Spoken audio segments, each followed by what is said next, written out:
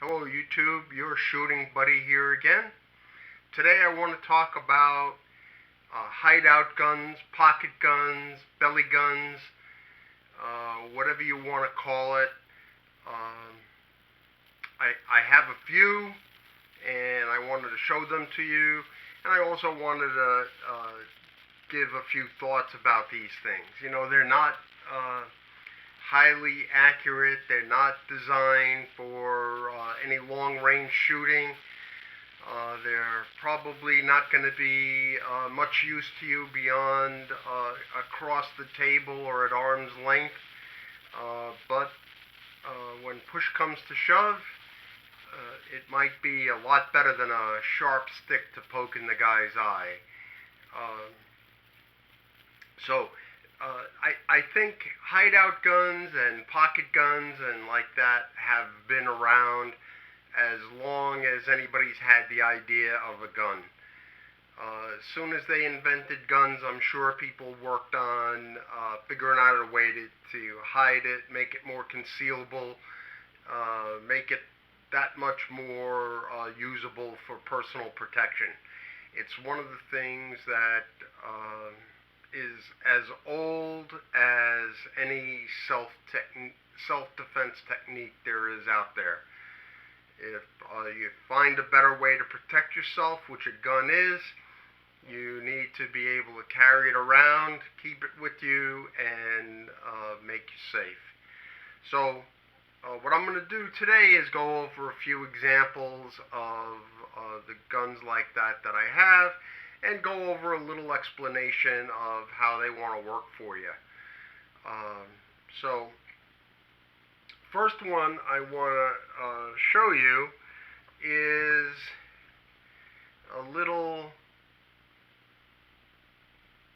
replica from Italy. It's a 31 caliber, yet it shoots 32 caliber balls. It's called a 31 caliber nominally, but it wants to shoot 32 caliber balls. As you can see, it's a black powder gun, and the way you make this particular gun safe, or make sure that it's unloaded, is you put it on half cock like that, and you have to release the loading lever, and you'll see a little locking rod come up, and out will come the cylinder, and you can see the cylinder is empty and there are no caps on the end. So for those of you that may not know what this is a black powder gun, and you can see it's very, very small, and it's designed for use in your pocket or in some other hideout kind of situation. And goes back together like that.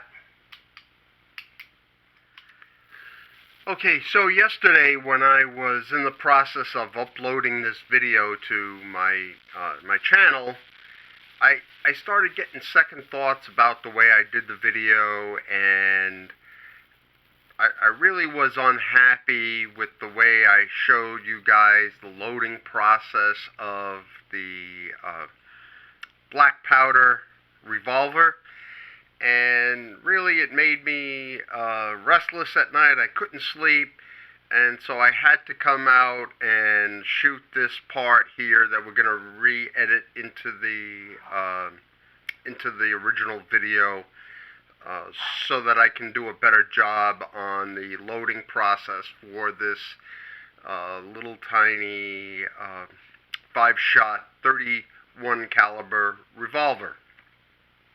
So, as I said before, the first step you need to make sure it's safe is to put it on half cock like we just did. Then you have to release the ramming rod a little bit and lift up the center rod, and out comes the entire cylinder, and you can see it is empty. Okay, so these little nipples that are on each chamber, you may or may not know, they're removable. You need a special tool called a nipple wrench to take them out. But you can pretty much leave them there for a good long time. When you have to do a major cleaning, that's when you want to take them out. And you can see here we have the notch between each of the cylinder holes that you can rest the hammer down when the gun is loaded. So that's what makes it safe to carry, because otherwise there'd be a live priming cap sitting right under your hammer. Any wrong move and you'd set that off, and it would be in your pocket or in your even if it was on a holster, chances are you're going to hurt your leg. So you definitely don't want to do that. So that's that. The next thing is to load it. The process is this: you have to put the cylinder back in the gun, put the center rod back down, close this. Now the gun's back functioning. Okay. And then you'll see here, when you put it back on half cock, that one of the cylinders is exposed right here. See that? So that's the one. You take your little powder measure, and how this works is you put your finger over the top of this, turn it upside down, release the charge, shake it in there, then release this lever again, and inside this little tube is the correct amount of black powder for this particular shot. So what you do is then you take it and you pour it in there, okay? That's what you do. Now, now you have black powder in one cylinder, okay? Then what you want to do, and the black powder can be fake black powder like this stuff is right here. I've been using this for a while, and it works fine. It's good stuff. So now you see here I have a bag of wads. I'll open it up and take one out for you. It's a little tiny fiber wad. And what you do is you put that down in the chamber that you just filled with powder. And that's going to separate kind of the powder from the ball and helps with your compression. It takes up some of the volume, and it's just what you need. Then you come over here, and I have a little tiny bag of balls that I have for this thing, and we'll open that up, take out one of these little tiny 32 caliber balls. I know I said it's a 31 caliber gun, but for some reason it wants to use 32 caliber balls, so just live with it, okay? It's just one of those gun things. So here we go. Then what you do is you put the ball on top of that cylinder, just like that. See? There we go. And then you rotate it. Let's see, I want to keep it in view. You rotate it behind the rammer. Okay, so now it's behind the rammer. I'm going to change the angle here a little bit so you can see it a little better. See how the ball is behind the rammer? And then I'm going to take the rammer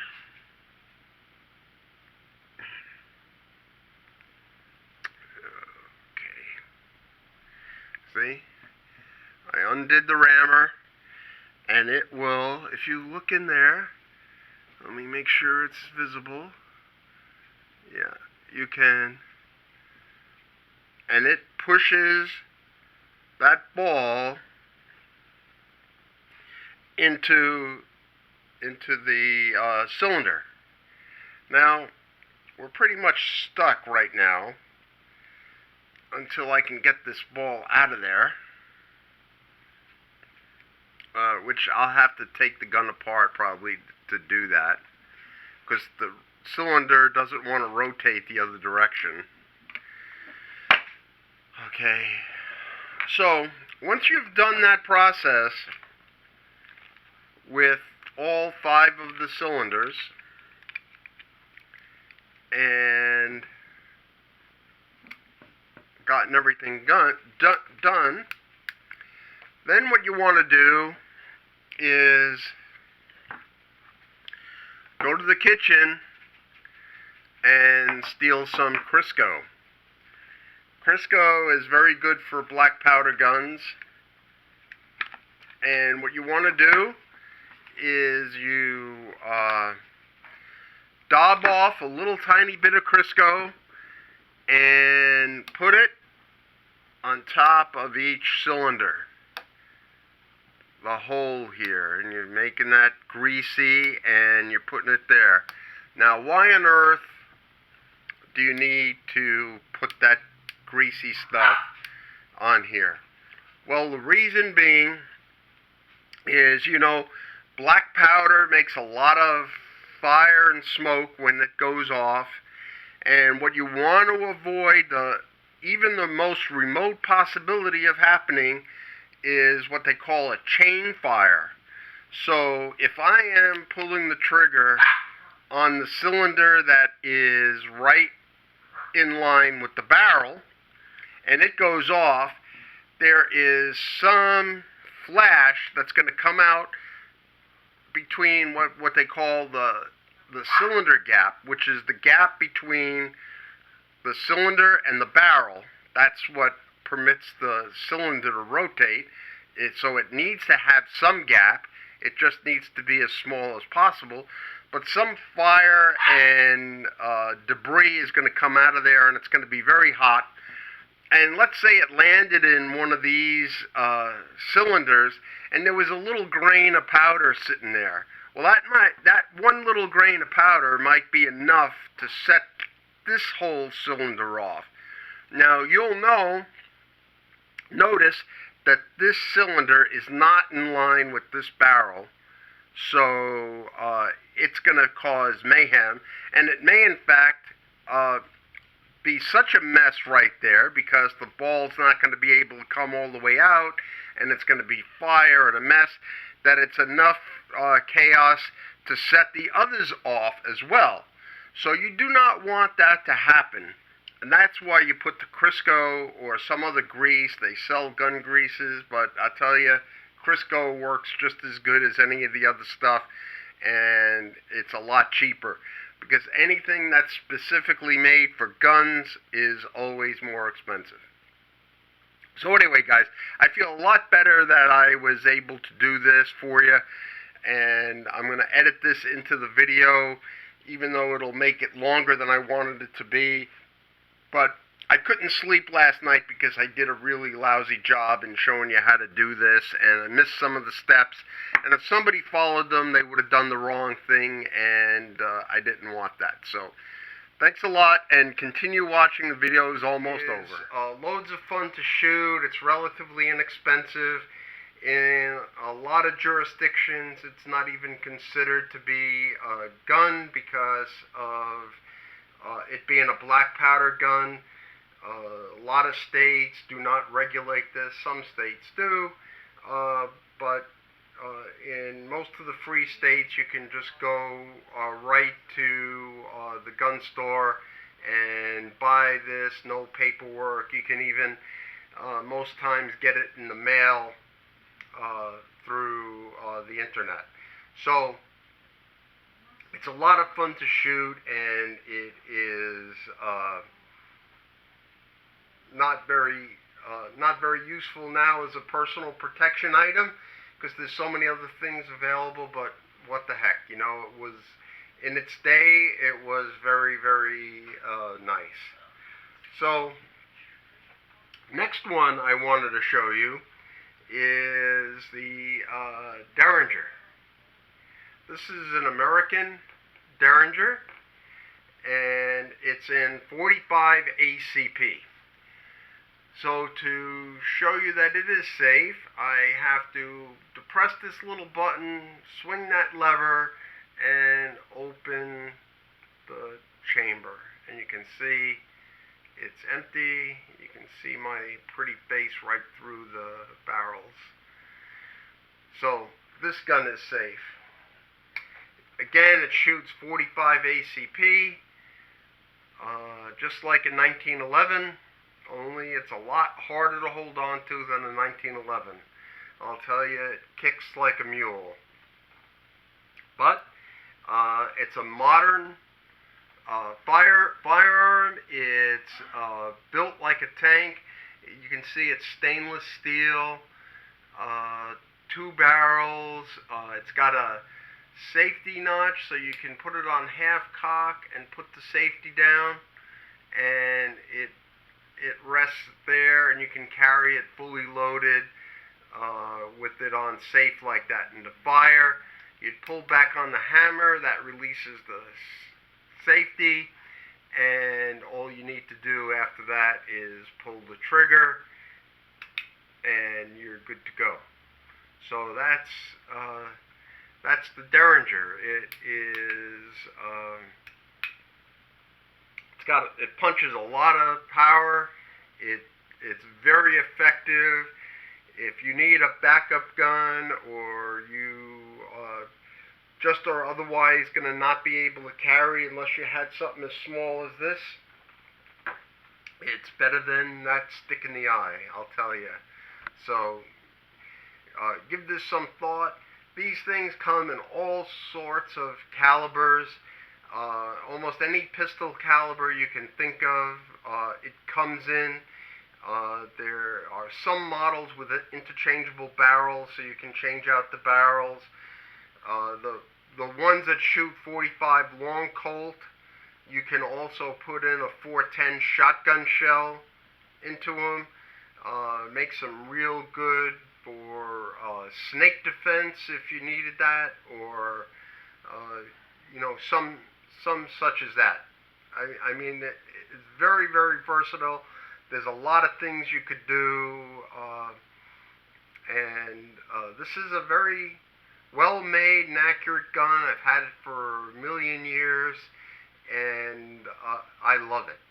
I don't go to the range and shoot it all the time. It's because it kicks like crazy and hurts your hand, but it's a good friend to have if you were in an emergency. I'll tell you, I'd much rather have this than nothing, or a pepper spray. Now, the third one I wanted to show you is the North American Arms belt buckle gun. That's right, it's a belt buckle gun. This is it right here. It fits on this belt buckle. That I have actually worn this on a belt. It's a little conspicuous because it doesn't look like it's just a silhouette of a gun, but I've worn it a couple of times, but mostly the gun is not on the belt buckle attachment that it came with. In order to show you this gun is safe, what you have to do is put it on half cock like that, and you see this rod again. The rod, once you depress the little button, lift up on the rod, it comes out, and the cylinder will come out. There you go. 5-shot 22 long rifle, and that's these rounds right here, 22 long rifle, and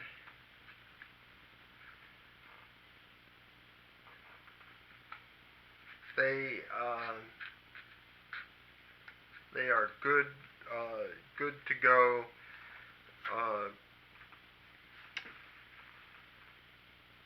For this gun. Any 22 long rifle, it doesn't have to be high velocity, it doesn't have to be jacketed or copper plated or anything like that. They all work in here. It's a very simple revolver mechanism, so there's nothing fancy about it. Now, let me put this back together here a little bit.